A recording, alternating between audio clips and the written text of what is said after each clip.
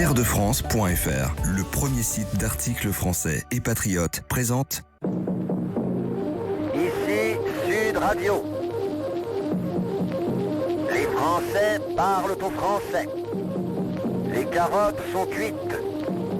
Les carottes sont cuites. Sud Radio, Berkoff dans tous ses états. André Berkoff, Céline Alonso.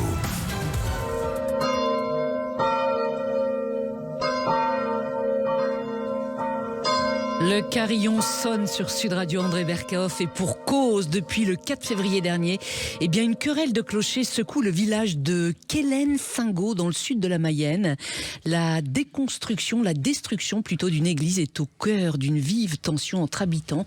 Et pour en parler, André, nous avons le plaisir de recevoir Mathieu Salnave. Le père Mathieu Salnave, absolument, prêtre de Saint-Hénin-sur-Oué. Mais je veux dire, ça me rappelle, vous savez, ce titre d'un livre de Philippe de Villiers, quand le clocher cesseront de sonner.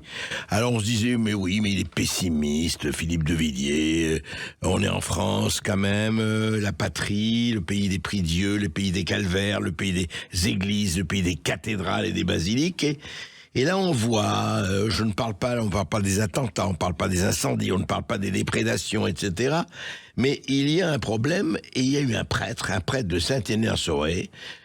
Bonjour Mathieu Salnave. Bonjour Monsieur Berkoff. Bonjour, merci d'être avec nous. Le 4 février dernier, vous avez été placé en garde à vue dans les locaux de la gendarmerie de Craon. Mais pourquoi cela? Qu'est-ce qui s'est passé?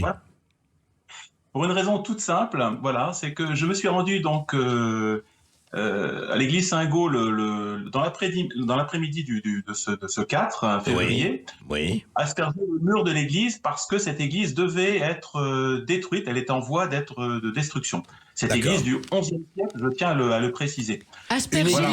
Une église du XIe siècle, c'est ça? Oui, dont les origines remontent au XIe siècle, elle a été rénovée par le temps, il y a eu des rénovations successives, mais enfin, l'origine, c'est le XIe siècle et elle est dédiée à Singaud, qui est un évangélisateur du Maine, donc de la région. Et pour quelle raison vous êtes venu asperger les murs de cette église? Expliquez-nous. Parce que d'abord, c'est une raison de proximité. J'habite pas très loin, donc Saint-Aignan est à quelques encablures de Singaud. Oui. Et puis il y avait vraiment urgence parce que là, l'église était donc il y avait le décret de démolition qui avait été décidé. Et puis le clergé, malheureusement, les gens du coin étaient assez silencieux, ne bougeaient pas. Et je trouvais que c'était un gâchis énorme. Alors, je me suis dit, il faut sensibiliser, on peut encore faire quelque chose. Oui. Donc je me suis rendu sur place pour rappeler que ce lieu est un lieu béni. Un lieu où le ciel parle à la terre, en fait. Et donc j'ai aspergé les lieux. Et suite à quoi, j'ai fait une rencontre malencontreuse. J'ai rencontré le maire, en fait, qui est arrivé, qui était vraiment en colère contre moi.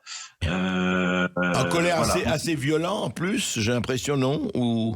L'altercation, ça s'est limité aux mots, en quelque sorte. Mais l'altercation était assez houleuse.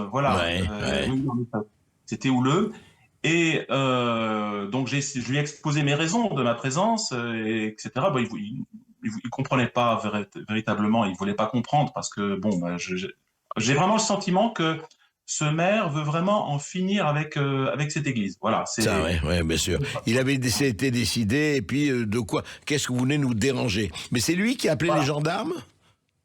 Oui, alors, en fait, il a appelé les gendarmes et comme je trouvais ça absolument ridicule parce que franchement, bénir une chapelle, avoir une discussion avec le maire sur la chaussée d'ailleurs, et appeler les gendarmes, je dis ça n'a pas de sens, c'est complètement... Vous êtes venu bénir une chapelle, vous n'êtes pas venu justement la dégrader, c'était le contraire. Non, c'est exactement au contraire. Donc, je trouvais ça absolument idiot, donc avec... ce fidèle qui m'accompagnait, j'ai dit on va repartir tout simplement. Je n'ai pas envenimé la situation. Et c'est en montant dans ma voiture en fait que le maire a hurlé auprès des ouvriers qui étaient déjà présents, les démolisseurs, en disant arrêtez-les, bloquez la voiture, barrez la chaussée, etc. Ah oui, carrément. Carrément. Le maire dit que vous l'avez agressé. Qu'avez-vous lui répondre sur Sud Radio aujourd'hui? Non, c'est l'inverse, c'est exactement l'inverse qui s'est passé. En fait, ce qui s'est passé, c'est que, évidemment, ils encerclaient ma voiture. Donc j'ai démarré tout doucement. Ben oui, vous voulez passer, oui, bien sûr, bien sûr. Ils se sont écartés. D'ailleurs, quand j'ai fait ma déposition à la gendarmerie, le gendarme m'a dit, mais moi, j'aurais fait pareil. Ouais. J'aurais fait pareil. Et... Donc voilà. Donc en fait, c'est une incubatoire, littéralement. Ouais. Donc à mon tour, j'ai déposé plainte contre lui, vous voyez, parce que. Ouais, ben, je comprends. Mais c'est à ce moment-là qu'ils vous ont mis en garde à vue? Voilà, exactement. Donc, je suis arrivé au prieuré et dans ma tête, je me suis dit, bon, je vais quand même peut-être porter plainte parce que quand même, là, ils ont abusé.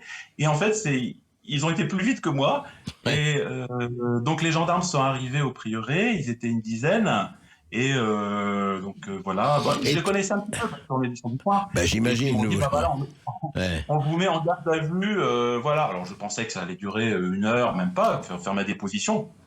Et pas du tout. Ça a duré 36 heures. Oui, 36 heures de garde à vue, oui, c'est quand même pas mal pour quelqu'un qui... Il y a certains démolisseurs qui n'ont pas cela. Mais alors, dites-moi, qu'est-ce qui s'est passé ensuite? Vous avez maintenu votre plainte? Où ça en est aujourd'hui? Pour l'instant, je ne sais pas.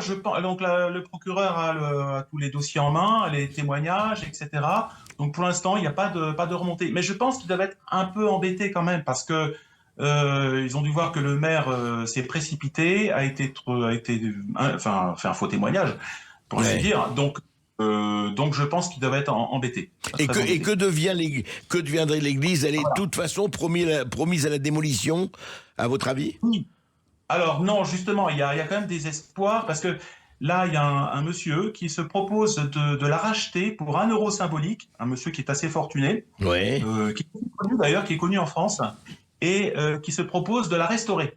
Donc il y a un espoir, seulement on sait pas, on connaît pas pour l'instant la réponse du maire, hein, parce qu'effectivement, il y a vraiment l'intention de la part du maire, c'est ce que m'a dit Urgence Patrimoine, hein, c'est un organisme qui est chargé de d'aider les communes, de conseiller les communes pour rénover les églises ou leur donner des conseils. Et en fait, ils disent, il y a comme un mur, la commune ne veut rien entendre parler. Ils ont même proposé de l'argent à la commune pour aider, et la commune... Écoutez, il y a quelque chose d'hallucinant dans ce que vous racontez. Attendez, quelqu'un veut sauver cette église, est prêt à mettre les moyens, et le maire dit non, non, pas question. C'est quand même renversant, enfin, ça. Mais c'est pas un phénomène malheureusement, ça devient récurrent parce que il y a une autre église, je sais pas qui s'appelle la Baconnière, qui était une grande église de village, qui est pareil, motif un peu elle était un peu vétuste, voilà. Oui, bien sûr, il y a des travaux. Elle a été rasée à 1 mètre de haut. Et c'est vraiment aberrant parce qu'à la rigueur, ils auraient pu, je sais pas, simplement laisser les murs, puis un jour, s'ils avaient de l'argent, refaire la toiture, par exemple. On rase les églises. Alors, c'est ce que voulait faire ce maire de Saint-Gau, là.